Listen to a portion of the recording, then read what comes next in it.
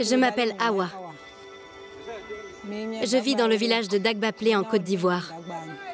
Je suis animatrice bénévole dans mon village dans le cadre d'un projet mis en place par Action contre la faim.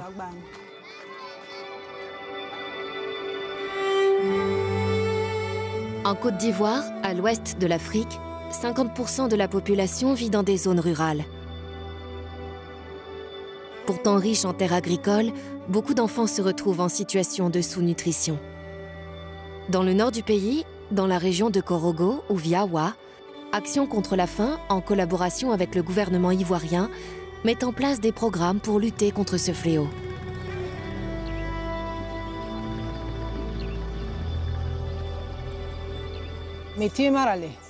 Ici, c'est un village de sculpteurs. La plupart des habitants font ce métier, mais nous sommes aussi des agriculteurs. Nous travaillons les champs pour nous nourrir. Nous cultivons le coton, mais aussi l'arachide, le maïs ou encore l'oignon.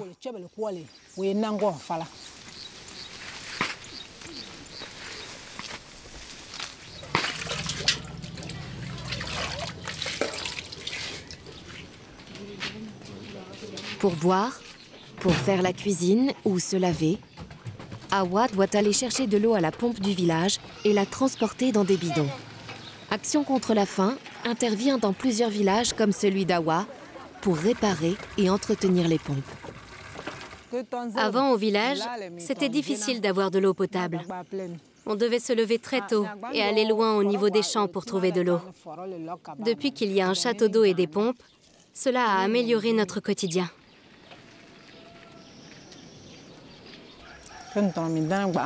Le bébé qui est avec moi s'appelle Sigata. Je suis sa grand-mère. Je la garde depuis 6 mois pour que sa mère puisse continuer à aller à l'école en ville. Quand elle avait faim, je ne savais pas bien comment m'y prendre, car je n'avais jamais élevé un enfant sans pouvoir l'allaiter. Alors, elle est tombée dans la sous-nutrition.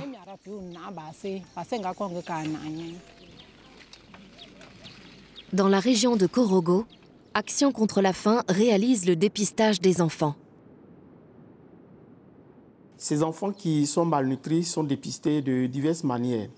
Il y a des enfants qui viennent en consultation et nous dépistons à travers les mesures que nous prenons, soit le poids, la taille.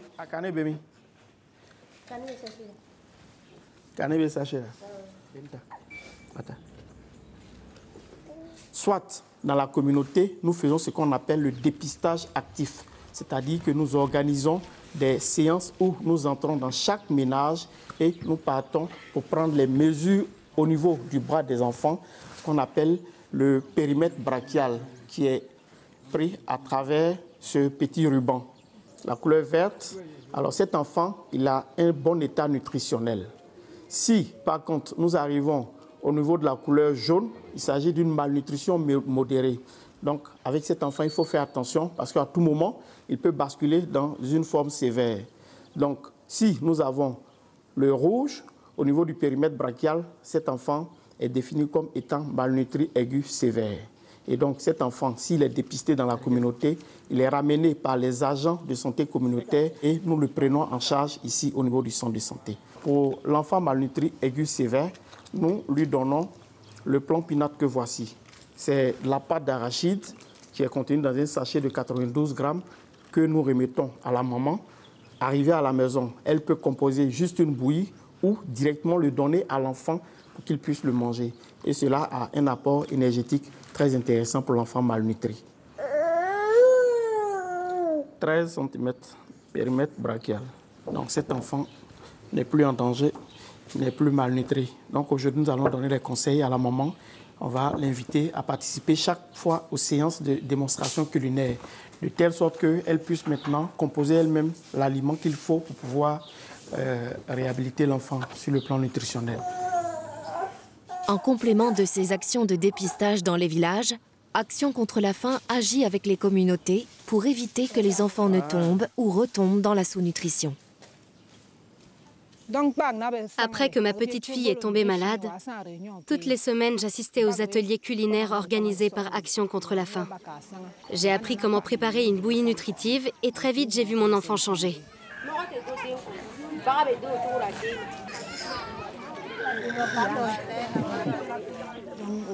Grâce à ces ateliers, on a compris que même si nous sommes isolés au village, nous avons tout ce qu'il faut dans nos champs. Et qu'en faisant le bon mélange, on peut obtenir un aliment riche. Ça m'a vraiment aidée. Je ne pensais pas que mon enfant allait survivre. Même au village, les gens étaient étonnés de sa guérison.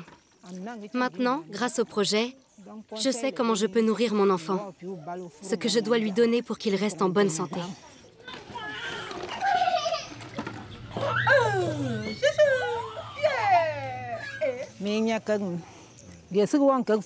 Après ça, on m'a proposé d'être formée pour devenir à mon tour animatrice bénévole. Depuis, j'anime dans notre village un espace créé par Action contre la faim qui nous a formés à stimuler l'éveil des enfants par les jeux. Cela contribue à leur évolution et ça les aide à mieux grandir. Mais notre rôle, c'est aussi de donner des conseils aux mamans sur l'éducation et la nutrition des enfants, ainsi qu'aux femmes enceintes et allaitantes.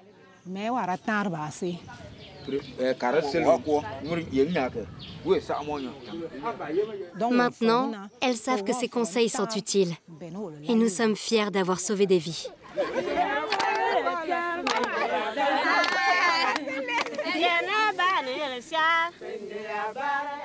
Cours de cuisine, ateliers de jeux et d'éveil, formation à l'allaitement, ces activités menées par les communautés formées par Action contre la faim permettent de prévenir la sous-nutrition chronique qui touche plus de 20% des enfants en Côte d'Ivoire. À des centaines de kilomètres de là, dans la capitale économique Abidjan, Kadi tente elle aussi d'agir pour le bien-être des mamans et de leurs enfants.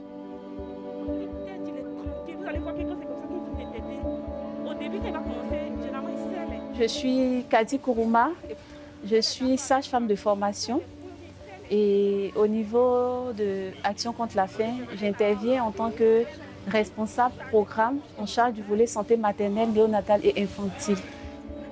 Tout ce qui est autour de la prise en charge de la femme enceinte, de l'enfant, ça me passionne tout simplement.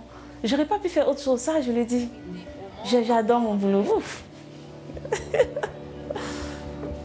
Dans les métropoles, où l'on pourrait croire que l'accès aux soins est plus facile qu'en zone rurale, le gouvernement rencontre des difficultés pour mettre en place des services de qualité. Action contre la faim vient en soutien pour offrir une meilleure prise en charge des populations dans le besoin.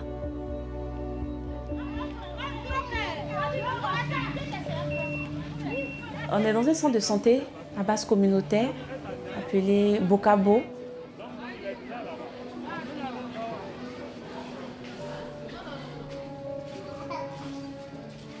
Les 1000 premiers jours de vie d'un enfant est très déterminant pour son évolution. Et donc, depuis le ventre de la mère jusqu'à ses 2 ans, c'est une étape qui est très cruciale pour l'enfant. Ici, on est à Bobo, on est dans un quartier précaire.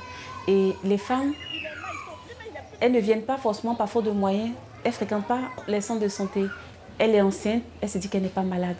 Donc, la prise en charge, si la maman, elle n'est pas bien nourrie, si la maman, elle n'est pas bien suivie, si la maman n'a pas accès aux médicaments, si la maman n'a pas la possibilité d'accoucher dans un endroit, en milieu hospitalier avec une équipe qualifiée, ça devient compliqué. Et donc, à Action contre la faim, on essaie d'aller au contact de la communauté et donc de leur expliquer l'importance de fréquenter les centres de santé, l'importance de faire ces bilans de santé, l'importance d'acheter ces médicaments par exemple. Donc on leur parle dans leur jargon, on les sensibilise, on sensibilise également les agents de santé pour qu'eux en retour, ils puissent tout moment de la consultation parler, expliquer aux femmes. Ici, comme j'ai dit, on est à Bobo, on est dans un quartier précaire. Un quartier qui malheureusement a des difficultés à avoir accès à l'eau potable. À telle enseigne que dans le centre de santé, les agents de santé sont obligés de demander aux mamans, aux patients aux entrantes de venir avec un peu d'eau pour qu'on puisse les prendre en charge. C'était très difficile. Et ce qu'on a fait tout récemment, c'est de leur permettre d'avoir un fourrage avec un château. Et là, ils ont de l'eau potable, ils ont de l'eau tous les jours. Et ça vient véritablement les apaiser dans la mise en œuvre de leurs activités au quotidien. Et également, on a équipé les maternités de boîtes d'accouchement pour la prise en charge des bébés, de lampes chauffantes, de lits, de blouses. Mais on l'a fait, j'avoue que ce n'est pas suffisant parce que c'est du matériel qu'on utilise, qui vieillit, qui se délabre et qu'il faut de façon régulière changer.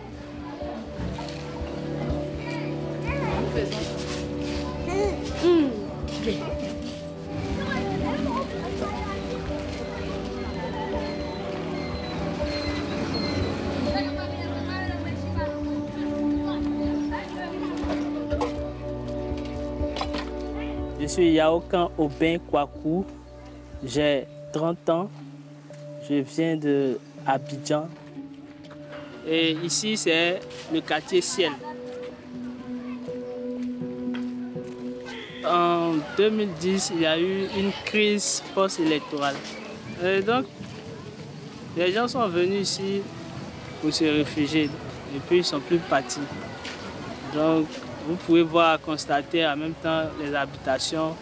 D'autres sont construites dans les creux, dans les bas-fonds, parce qu'il y avait la population qui avait besoin de logements. En fait. Il n'y avait pas d'eau, il n'y avait pas d'électricité.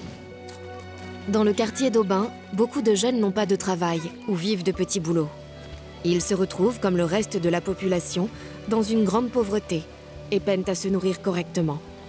En partenariat avec une association d'insertion professionnelle de jeunes, Action contre la faim a mis en place un programme de formation agricole. Il permet de créer des emplois pour les jeunes et de faciliter l'accès à une alimentation saine et continue en ville. Toute la semaine, je suis là avec mes amis, du lundi au dimanche. Voilà. En agriculture, il n'y a pas de repos.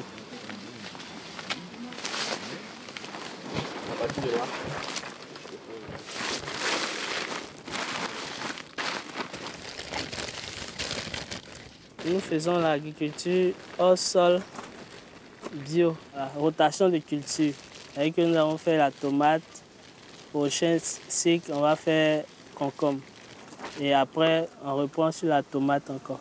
Et cela nous permet d'exploiter le site toute l'année.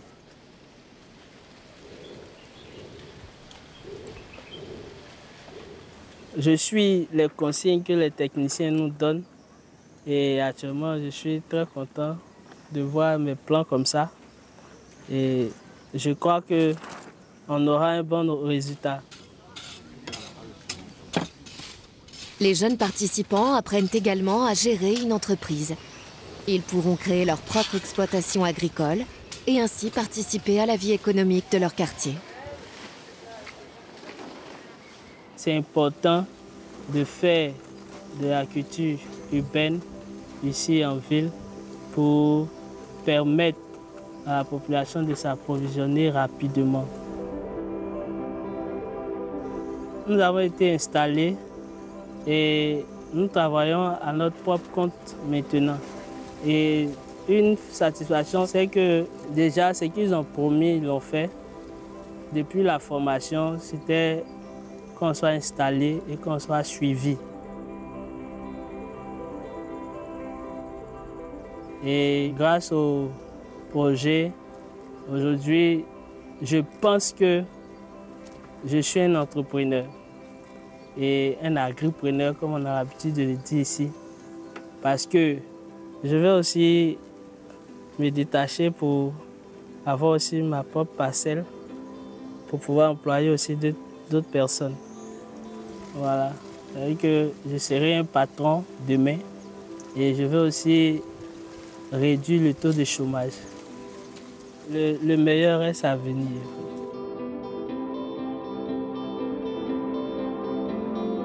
Grâce à votre participation à la course contre la faim, vous pourrez aider d'autres jeunes comme Aubin et des mamans comme Awa à se construire un plus bel avenir.